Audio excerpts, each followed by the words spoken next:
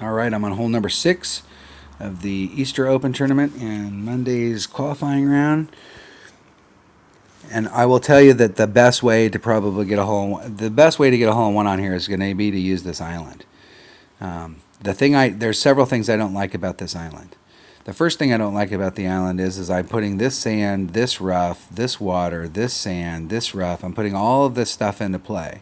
And if you don't bring a ball that has enough curl, what I see a lot of people end up doing here is here's your first ring and here's your second ring. And if you watch my videos, I like to be no less than 2 rings from any surface. That gives you the opportunity to hit it great on the inside and still be over to here. But people don't bring balls with enough curl here, and what it is that they're like 1 ring or 1.5. That means if you hit it great to the left, you're in the rough. And I'm not really interested in doing that on these par 3s because this course is tough enough as it is. And while this is a great hole-in-one shot, I do believe that I can be just as successful from this side and take all of this stuff out of play.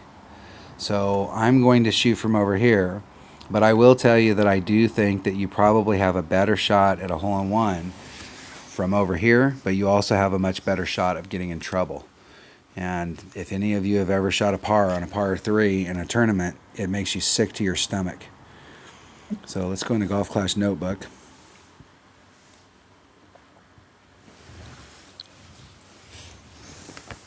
And let's check it out. So what I want to do here is I've tried this with a with a sniper. And if you've got a high enough level, if you've got a sniper that's level 8 or higher, you probably have enough backspin to make this happen. But I didn't really like how the sniper felt on it, even though it's got great ball guide. So it is a great club to do. But pretty much if you've got any level Guardian, even a level 4 Guardian, it'll get you over there as far as distance, and you've got some backspin to kind of work the hole. I don't think that we need to bring a big ball here, but I'm going to bring from that side over there, I'm going to bring a navigator just because it'll cut the wind down a little, and then we'll see where we're at as far as distance. So what I'm going to do on this is I really want to watch where my distance is. So I can make a note here. Hole number 6. Now one of these holes, I've been told, has been redesigned, but we haven't got to that hole yet. I'm not sure which hole it is. It must be hole 9.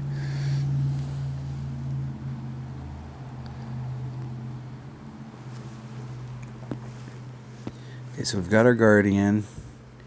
There's max Guardian. And there's minimum. There's max. So we're pretty close to mid. So with a mid Guardian, it should be about 1.5 per ring. I don't think we need to use all the backspin. So what do we have on here? We've got 5. I'm going to put on 6. And I'm going to go right at the hole.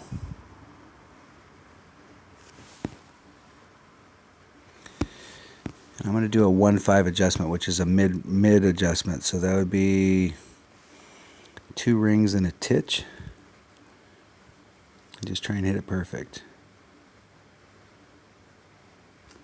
Hit it perfect?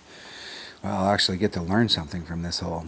I didn't do any special wind adjustment, and what I'm looking for here is, let's get the look at it. I was a little to the right of the hole.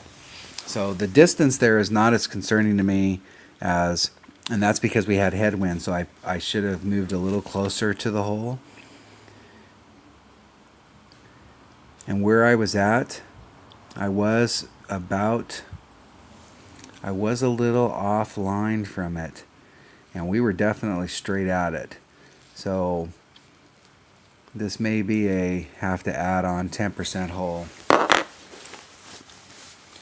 know if you watch Tommy's videos, Tommy's really good at the, like adding on, because he's done stuff like this where it's like, it's uphill or and we're going to need to do this on it.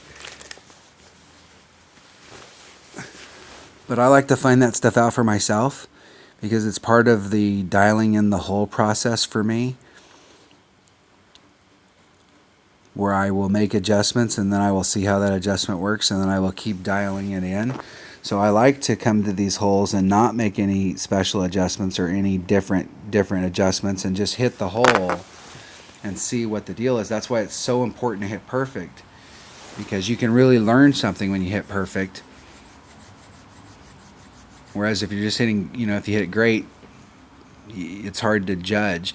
The only thing that you can still learn something. Don't, if you hit it great and you're like, dang, I'm not going to be able to learn, you can still learn about distance. So the key is that you don't want to be like I was, where you were short.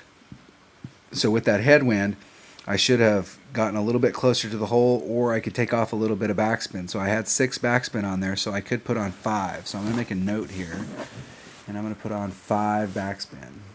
5 backspin next time. And I'm going to, so next time I'm not going to make the 10% wind adjustment. I'm just going to do the 5 backspin, and I'm going to try and work on my distance and find a starting spot where I can consistently get to that hole. And then once I get it to the point where my distance is right and I'm pin high, then I can really start to work that number. But it does look like we are going to have to add on a little bit onto the wind there. All right, that was hole number 6 of the Easter Open tournament in Monday's qualifying round. Thanks for watching.